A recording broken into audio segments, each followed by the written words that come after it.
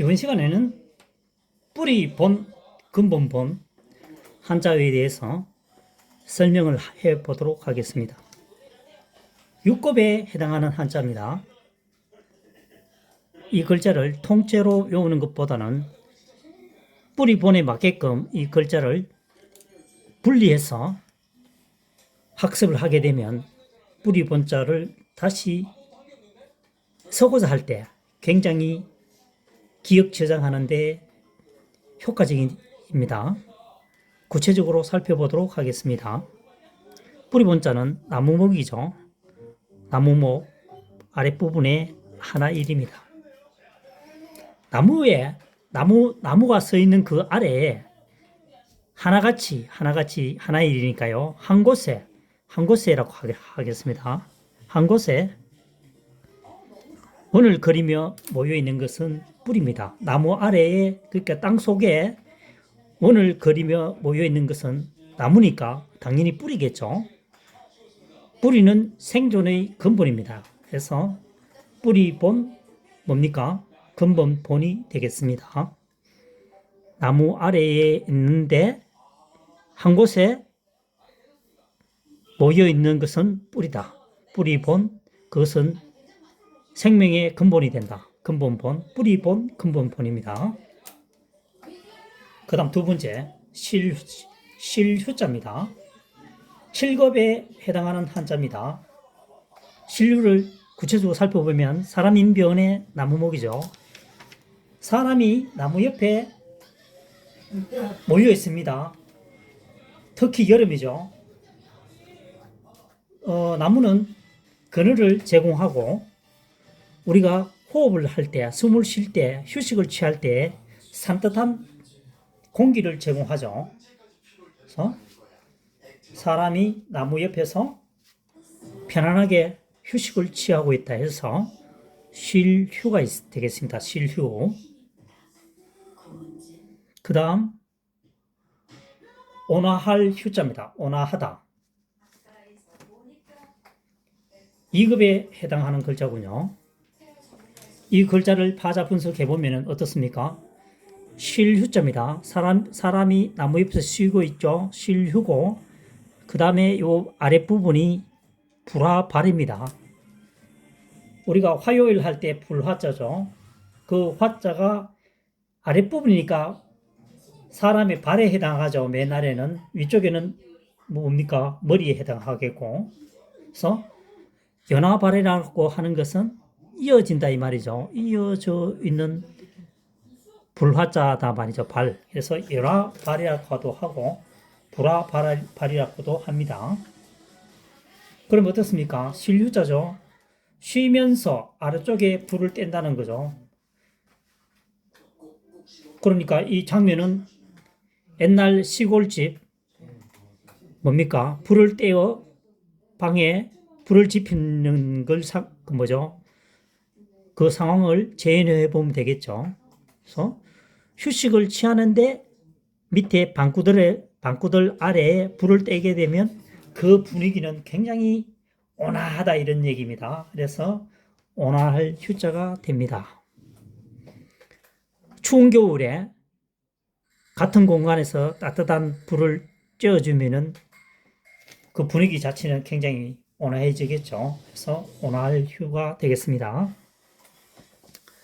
2급에 해당하는 한자어군요. 그 다음 어리석을 맵니다. 1급에 해당하는 한자군요. 자, 있고, 그 다음 나무목입니다. 입으로 나무 어리석다. 조금 이상합니다. 그래서 이때는 구멍구라고 하겠습니다. 구멍구. 입구 또는 구멍구로 사용된다는 얘기겠죠. 나무에 구멍을 여러 군데 낸다고 하면은 그 사람은 굉장히 어리석은 사람입니다. 그렇죠? 그래서 나무에 구멍을 내는 사람은 굉장히 어리석은 행동이다 해서 어리석을 매가 되겠습니다. 1급이네요. 그래도 1급 한자입니다. 자, 1급 한자는 뭐 종종 등장하겠지만 지킬 보자 사급이죠. 이거 벌써 사용되는 글자입니다. 사람인이고 어리석을 매죠. 사급에 해당하는 글자입니다. 지킬보, 보할보. 어떻습니까? 사람이 어리석다는 얘기죠. 사람이 어리석지 않기 위해서 우리는 그 사람을 지키고 보호해야 한다. 이 말입니다. 다시 말하면 부모가 자식을 양육함에 있어서 사람을 어리석지 않기 위해서 뭐 교육을 시키기도 하고 여러 가지 행동을 하겠죠. 그래서 사람은 어리석은 행위를 하지 않도록 지키고 보호한다는 얘기입니다.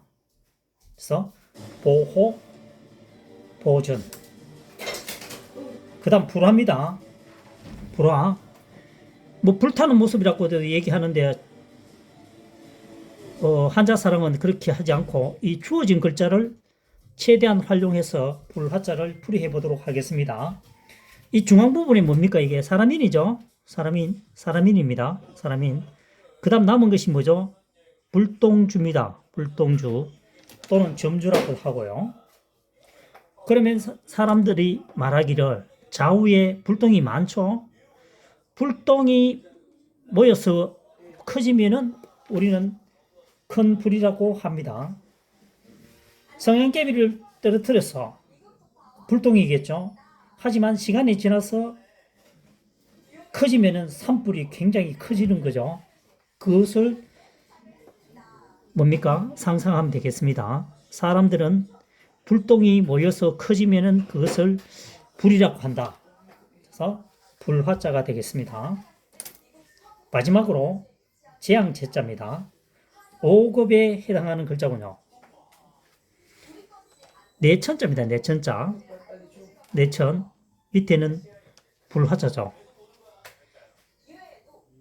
자, 아래에는 어떻게 되어 있습니까?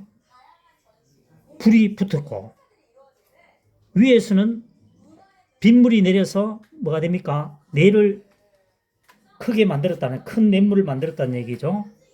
그러면은 동시에 발생하든 안 하든 어쨌든 그것은 재앙이라고 볼 수 있습니다. 불이 커지거나 물이 많아서 내천이 굉장히 이렇게 뭡니까? 물이 범람할 경우도 재앙이죠. 그러면은 이제 이 재앙 제자를 이 순서가 아래로 바꾸어 쓸 수도 있겠죠. 바꾸어 쓰지 않고 헷갈리지 않는 방법은 이렇습니다. 불은 어디에서 납니까? 땅 위에서 보통 나죠. 땅 위에서 산불이 제일 많이 날 것이고 어쨌든 아랫부분에서 불이 납니다. 그렇죠. 그래서 불화는 아랫부분에 쓰면 되고 내천은 내의 주 성분은 물이죠. 물은 어디에서? 하늘에서 내려옵니다. 비가. 그래서 위로 올라갑니다. 물과 불이 합쳐지면 더 큰 재앙이 되겠죠. 그래서 재앙 제자가 됩니다.